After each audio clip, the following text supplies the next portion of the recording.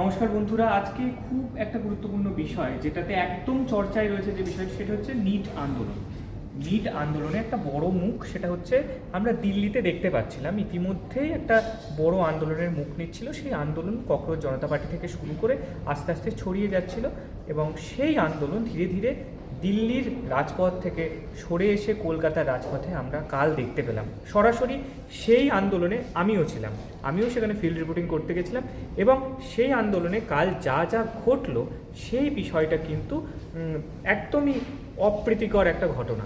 সেখানে গিয়ে সরাসরি দেখতে পেলাম যেরকমভাবে জেনজিরা প্রোটেস্ট করছে, আমিও নিজেও জেনজি, কিন্তু আন্দোলনের যে ধারা, সেই ধারা কখনো সেই রকম কথা বলে না। যেরকম প্রোটেস্ট হলো, যেমন মুখোশ পরে বিভিন্ন রকম মিম টাইপের যে পোস্টার, সেই পোস্টার এনে তারা সুন্দর করে শান্তিপূর্ণভাবে একটা মিছিল চালিয়ে যাচ্ছিলেন। হঠাৎ করে তাদের মনে কী এমন টানা বাঁধল, বোতল এবং জুতো ছুটতে শুরু করলেন পুলিশের বিপক্ষে, পুলিশের দিকে।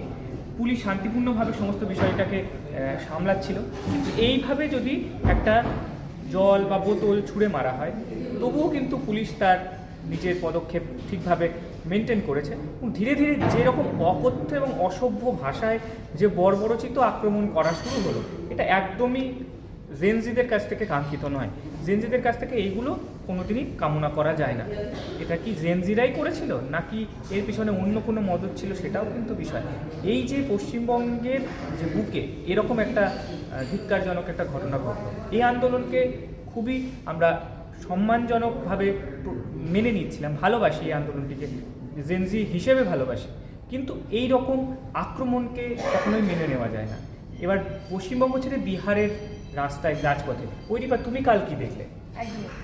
দেখো, আমি যদি বলি কালকের ছবিটা, কারণ কালকে আমি বা তুমি দুজনেই আমরা ছিলাম সেই অবস্থাতে, এবং প্রত্যেকে ওখানে জেনজিদের থেকে এরকম কিছু কথা বা এরকম কিছু আচরণ কিন্তু আমরা কেউই এক্সপেক্ট করিনি বলতে পারবো। কিন্তু তার মধ্যে থেকে আজকে আমরা যে ছবিটা দেখতে পাচ্ছি, যে বিহারে রীতিমতো দিল্লি থেকে কালকে কলকাতাতে যা অবস্থা হয়েছে আপনারা আশা করছি সবাই দেখেছেন। মিডিয়াকে যেভাবে গালিগালাজ থেকে শুরু করে বা প্রত্যেকটি বিষয় তাদের ওপরে একটা অপ্রত্যাশিত একটা আচরণ তাদের ওপর আজকে বিহারের বিভিন্ন এলাকাতে, সেটা পাটনা থেকে শুরু করে ঔরঙ্গাবাদ, বিভিন্ন এলাকাতে আজকে বিহারে চলছে একটা অকথ্য অত্যাচার। পুলিশের ওপরে তারা রীতিমতো ঢিল ছুটছে এবং জুতো ছুটছে, তারা জলের বোতল ছুটছে। এটা কিন্তু আমি একটা জেনজির এই প্রজন্মের একটা মানুষ হয়ে বা মিডিয়া পার্সন হয়ে বলতে পারেন, সাংবাদিক হয়ে কিন্তু একদমই প্রত্যাশিত নয়। এটা জেনজিদের কাছ থেকে বলুন বা প্রত্যেকটি মানুষের কাছ থেকে। পুলিশ সেখানে নিরাপত্তার জন্য যায়, কিন্তু আন্দোলন বলে যে এরকম একটা অত্যাচার পুলিশের ওপর থেকে শুরু করে বা সেখানে সাধারণ মানুষ সবাই কিন্তু এই বিষয়টা নিয়ে খুব হ্যাম্পার হয়। তো এই বিষয়টি একদমই কাঙ্ক্ষিত নয় আমার মনে হয়। হ্যাঁ, আমি নিজে যেটা লক্ষ্য করেছি, গান গেয়ে একটা বিক্ষোভ প্রতিরোধ চলেছিল খুব সুন্দরভাবে।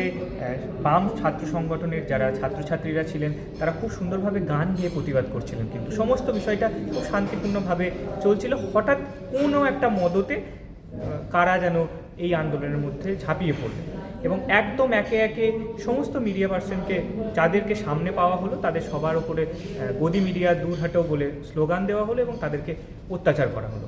তার মাঝে কিন্তু আমিও ছিলাম, আমিও পড়েছিলাম এবং আমার ক্যামেরা পার্সনও তার মাঝে পড়েছিল, কিন্তু কোনো রকম করে সেখান থেকে সরে আসার চেষ্টা করা হয়েছে।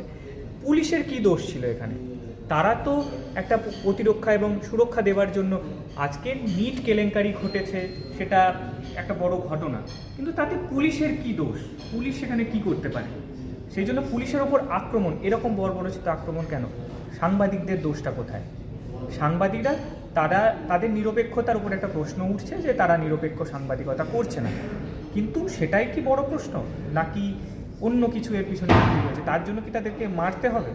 এইটা কি শান্তিপূর্ণ আন্দোলনের নজির? কখনো কি কোনো গণতান্ত্রিক দেশে এই বিষয়টা মেনে নেওয়া যায়? শান্তিপূর্ণ আন্দোলনে এরকমভাবে অত্যাচার চালানো?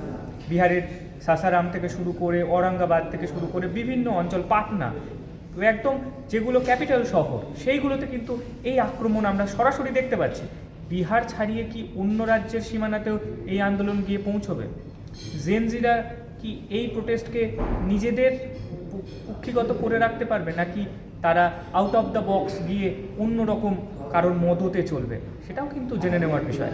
এরকম সমস্ত বিষয় যেটা কালকে আমি নিজে অনুভব করলাম, এই সমস্ত বিষয় জানতে চোখ রাখতেই হবে আপনাদের দ্য বং ভয়েসে। আপনাদের গুরুত্বপূর্ণ মতামত আমাদের কমেন্টে জানান।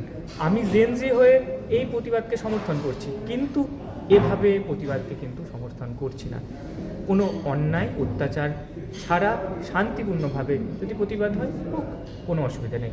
এরকম এই বিষয়ে আমি ছিলাম তপব্রত এবং আমার সঙ্গে ছিল আমার সহ সঞ্চালিকা বা কো রিপোর্টার ঐরিপা সাহা। আর তুমি যেরকম বললে যে কাঙ্ক্ষিত তো নয়, আস্তে আস্তে কিন্তু আপনারা যদি দেখেন এই আন্দোলন কিন্তু ছড়িয়ে যাচ্ছে বিভিন্ন রাজ্যে। দিল্লি যন্তর মন্তর থেকে কালকে কলকাতার রাজপথ এবং এখন বিহারের দুদিন আগেও আমরা দেখেছিলাম কিন্তু এরকম একটা ছবি। আজকে বিহারে রীতিমতো একটা অকথ্য আন্দোলন চলছে, যেটা বলা যায় না। যে আন্দোলন বলতে আমরা বুঝি যে অন্যরকম একটা ভাষা, কিন্তু এটা মানা যাচ্ছে না। এবং আমরা বললাম এই বিষয়গুলো। এবার আপনাদের যে মতামত, আপনি জেনজি হয়ে থাকেন বা মিলেনিয়াল, সেটা আপনি জানেন, বা আপনি অবশ্যই কমেন্টে জানাবেন আমাদেরকে যে আপনি এই বিষয়টি নিয়ে কতটা সাপোর্ট করছেন। এবং দেখতে থাকুন দ্য বং ভয়েস।